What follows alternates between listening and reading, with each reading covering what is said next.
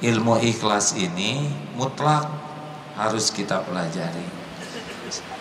Udahlah, udah berulang dalam kajian kita ya. Ada orang, tidak ada orang, Allah ada tidak? Semua jawab. Ada? Orang lihat, orang tidak lihat, Allah lihat tidak? Orang tahu, orang tidak tahu, Allah tahu tidak? Apakah setiap perbuatan disaksikan oleh Allah? Apakah setiap perbuatan ada balasannya dari Allah? Mungkinkah ada yang kelupaan Allah tidak membalas? Mungkinkah ada yang terlewat? Mungkinkah ada yang tertukar? Mungkinkah ada yang bisa menghalangi balasan dari Allah? Mungkinkah ada yang bisa menolak? Pasti ada, pasti ada. Ya sudah kalau gitu, ngapain nunggu-nunggu dari makhluk? Ya, lakukan, lupakan.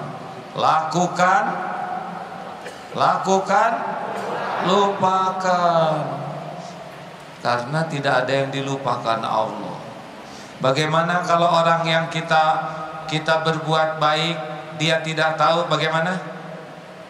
Tidak apa-apa, terus saja berbuat baik. Bagaimana kalau kita berbuat baik ke seseorang dan orang itu tidak menghargai? Tidak apa-apa, dan teruslah berbuat baik. Bagaimana kalau kebaikan kita kepada orang selain tidak diakui, tidak dihargai, malah dicemooh? Boten napa-napa, tidak apa-apa, terus saja berbuat baik. Karena kebaikan hal jazaul ihsan illal ihsan. Perlukah kita dianggap sebagai orang baik? Jawab. Perlukah kita diakui sebagai orang baik?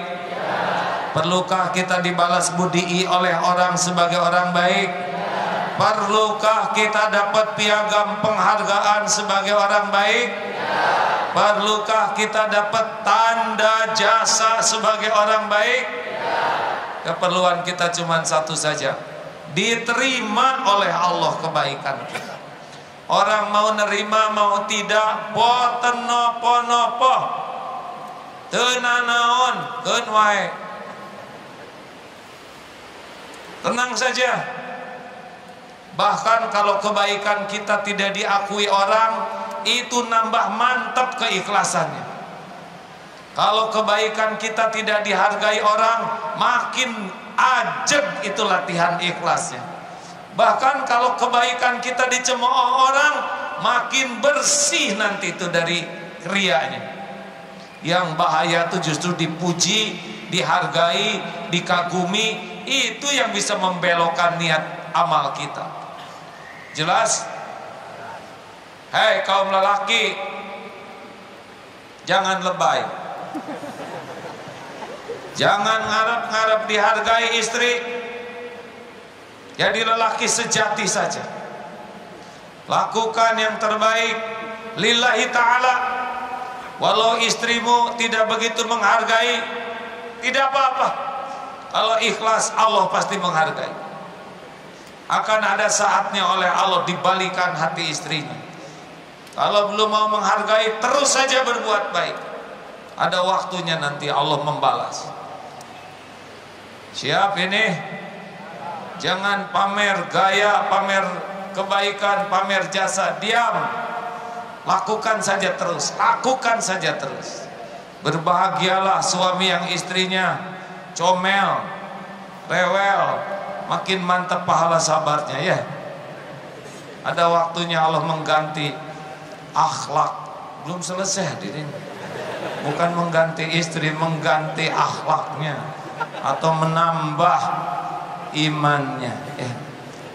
Kenapa Bapak ketawanya gitu? Jangan memanfaatkan ceramah saya untuk kepentingan pribadi, Pak.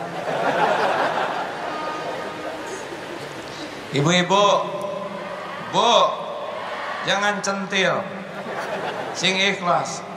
Makin pengen dipuji, makin pengen dihargai, makin pengen dikagumi, makin ingin dicintai, makin sering sakit hati. Kenapa sakit hati? Gak ikhlas. Orang yang ikhlas itu anteng, nikmat dalam beramal, istiqomah, ajab. Orang yang mudah goyah, dipuji semangat, tidak dipuji tidak semangat, dicaci patah semangat, pasti nyarinya pujian tuh. Ada orang semangat, nggak ada orang nggak ada semangat, itu Tuhannya orang. Hati-hati selfie. Siapa selfie? Itu penyakit ria bisa ada di sana. Nggak usah centil. Di sisi Allah beda nilainya. Orang yang pengen dipuji orang lebih sibuk membagus-bagus topeng. Orang yang ingin dipuji Allah sibuk membagus-bagus hati dan membagus-bagus amal. Membagus-bagus topeng besar biayanya, jadi banyak cicilan. Padahal yang muji nggak pernah bantuin cicilannya. Ingin dipuji Allah, modalnya ikhlas saja. Sudah, lakukan. Jangan suka ngingat-ngingat kebaikan. Allah akan naruh gelisah di hati kita karena kita tidak ikhlas. Jangan menyebut-nyebutnya, bisa menghilangkan pahalanya. Nah, sembunyikan kebaikan sebagaimana menyembunyikan aib, lebih nyaman.